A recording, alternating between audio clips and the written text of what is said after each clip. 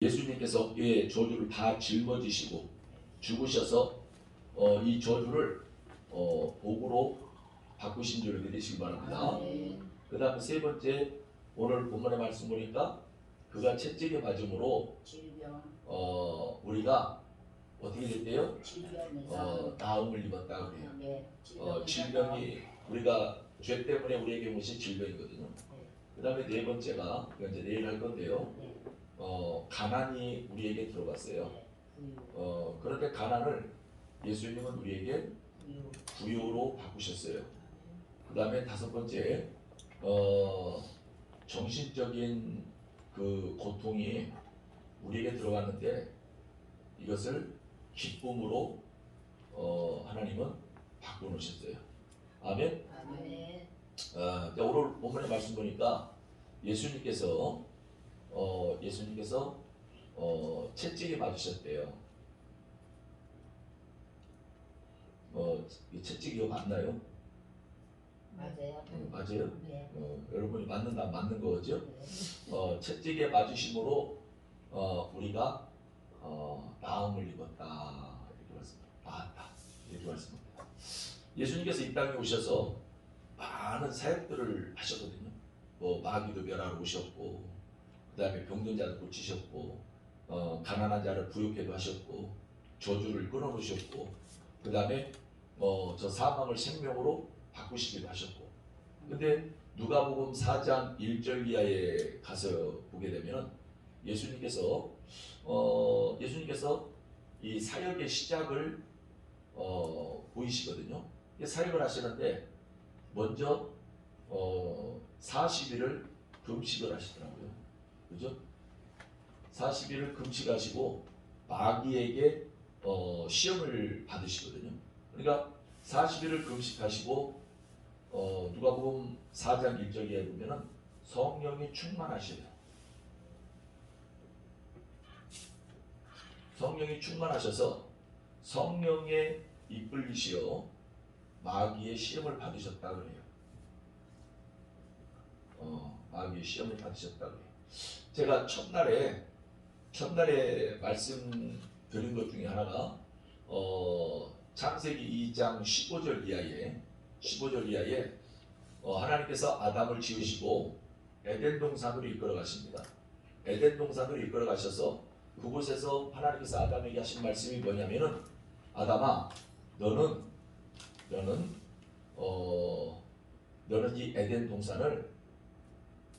에덴을 경작하고 지키라고 말씀하십니다. 여기서 두 가지를 말씀하는데, 첫째는 경작하라고 말씀하시고 두 번째는 지키라고 말씀하십니다. 이렇게. 근데 이때 아담에게 하나님이 말씀하실 때는 창세기 2장 17절 지금 말씀이거든요. 15절에 17절의 말씀인데, 이때는 아담 외에는 아무도 없을 때예요. 하와도 없을 때예요. 그런데 하나님은 무슨 뜻인지는 모르겠는데, 왜 그러셨는지는 모르겠는데, 아담에게 하나님께서 말씀하시기를 너는 이 에덴을 경작하고 지키라는 거예요. 경작하라는 얘기는 네가 이 에덴 동산을 심을 게 있으면 심고 거둘 게 있으면 거두고, 그러면서 이 동산에 있는 모든 나무의 열매는 네 임의대로 먹어라. 그렇지만은 저 동산 중앙에 있는 나무의 열매는 먹지 마라. 먹으면은 정령 죽으리라, 반드시 죽으리라, 이렇게 말씀을 하십니다. 그런데 그러면서 이거는 이해가 되는데 이거는 이해가 안 되는 거예요. 지켜라. 왜 그러냐면은 아담 외에는 아무도 없는데, 이 지키라고 하는 이 말의 뉘앙스가 뭐냐면은 누군가 너로부터 빼앗을 자가 있으니 이 빼앗을 자로부터 지키라는 얘기거든요. 이 말씀이거든요. 아멘. 또 하나는 뭐냐면은 이 에덴의 뜻이 기쁨이고 행복이거든요. 그러면 하나님께서 이제 내 기쁨과 행복은 너에게 있어. 너에게 있으니 네가 내 기쁨과 행복을 책임져라. 이 말씀도 되고, 그리고 네가 이제는 내 기쁨과 행복을 네가 지켜라. 이 말씀도 되거든요. 그러면은 하여튼 기쁨과 빼앗을 자가 있으니 지켜라 이 말씀이나 이제 내 기쁨과 행복은 너에게 있으니 네가 지켜라 이 말씀에 핵심은 뭐냐면은 하여튼 빼앗을 자가 있는데 지키는 것과 내 기쁨과 행복은 너에게 있으니 지키라고 하는 것과 이걸 두 가지를 통틀어서 지키기 위해서 아담이 해야 될 일이 뭐냐? 본질이 뭐냐면은 하나님의 말씀을 지키는 거예요. 말씀. 그러니까 하나님이 말씀하신 게 뭐냐면은 너는 이 동산 중앙에 있는 나무의 열매는 네 미대로 먹어, 마음대로 먹어. 그렇지만은 저 동산 중앙에 있는 동산에 있는 모든 나무 열매는 네가 마음대로 먹지만은 저 동산 중앙에 있는 나무 열매는 선악을 알게 하는 나무 열매는 먹지 마라. 먹으면은 반드시 정령 죽으리라고 하나님 말씀하셨거든요. 그러면은 이걸 누군가 빼앗을 자가 빼앗지 못하도록 하는 것도 말씀을 지키는 거고 하나님의 기쁨과 행복을 지켜드리는 것도 하나님의 말씀을 지키는 거라는 거죠. 아멘. 할렐루야. 아멘. 그러면서 그런데 결과적으로 봤더니 아담에게 다가온 하와에게 다가온 어느 한 놈이 있는데 그게 하나님이 지으신 들짐승 중에 가장 간교한 자라는 거예요. 간교한 자라는 거예요. 이 말씀의 의미가 뭐냐면은 이 말씀을 통해서 우리가요 우리의 삶 속에 영적으로 우리의 삶 속에 가져와서 우리의 어떤 이 환경 속에서도 우리가 가져올 수 있는 영적 의미가 뭐냐면은 사단은 어떤 누구를 통해서도 사단은 역사할 수 있구나. 그죠? 아멘. 아니 짐승을 통해서도 역사. 역사하는데 아니 사람을 통해서 역사 못하겠어요? 더하지. 그죠? 아멘. 아니 뭐 자녀를 통해서 못하겠어요? 남편을 통해서 못하겠어요? 아니면 형제를 통해서 못하겠어요? 누굴 통해서든 할 수 있다라는 거죠. 아멘. 아멘? 아멘. 그러니까 이 뱀이라고 하는 놈이 이 에덴 동산에 딱 침투해서 들어와요. 근데 이 뱀이 누군가 봤더니 계시록 12장 7절 이하의 9절의 말씀을 보니까 하늘에 전쟁이 있는데 하늘에 전쟁이 있어. 미가엘과 사자들과 그리고 그 용과 사자들이 전쟁이 일어난 거예요. 그럼 용과 사자들이 누구냐? 용이 누구냐? 하나님이 찬양을 위해서 지으신 그 루시엘이라고 하는 이 천사가 스스로 타락을 한 거예요.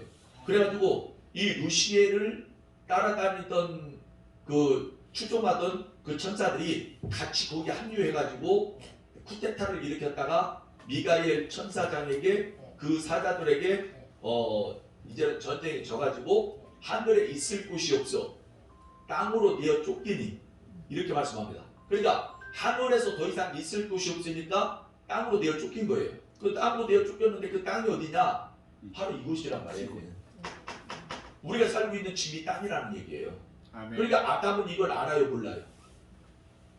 몰라요. 그렇지, 모르는 거예요. 그러니까 아담은 이걸 알 수가 없어요. 그런데 하나님 왜 저렇게 말씀하실까? 이거 왜 이렇게 말씀하시지? 자, 이것도 우리의 삶 속에 가져와 봐요. 하나님이 저걸 왜 나에게 이렇게 말씀하시지? 오늘 여러분이 하나님께서 우리에게 하시는 말씀이 우리가 다 이해가 될 때 다 되는 것만 말씀하시던가요? 아니요. 아니잖아요. 그죠?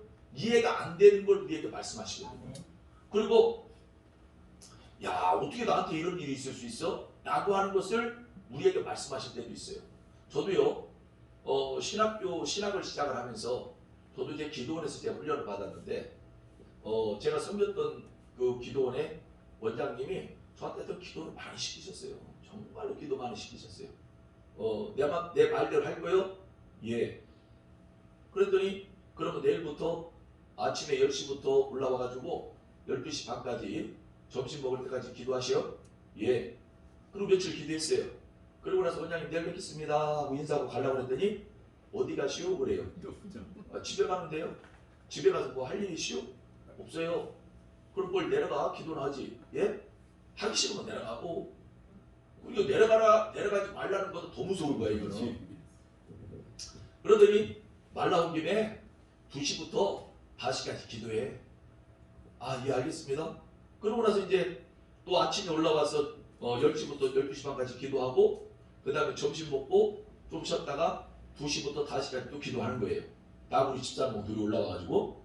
그리고 나서 이제 또 며칠 있으니까 이제 가려고 그러니까 원장님 내일 뵙겠습니다 하고 인사하고 가려고 했더니 어디 가시오 그러는 거예요. 예? 집에 가는데요? 잠깐 일로 와봐. 야, 잠깐 일로 와봐. 예, 저기 김아무개 집사 알지? 예. 아, 그 집사가 작정 기도를 한다네? 아, 그래요? 언제요? 그러니까 아우 저녁에 올라와서 한대. 그래서 7시 반부터 10시까지 우리 작정 기도하기로 했어.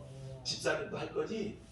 이거 하라는 거예요? 하지 말라는 거예요? 내 의사를 지금 물어보는 건가요? 아니요, 너 해야 돼. 이 뜻이요. 그래가지고 제가 아, 예, 알겠습니다. 그러고 나서 7시 반부터 이제 30분 찬양하고 8시부터 10시까지 기도해 하는 거예요. 그랬더니 나보고 집사님이 찬양인도 해 그러시는 거예요.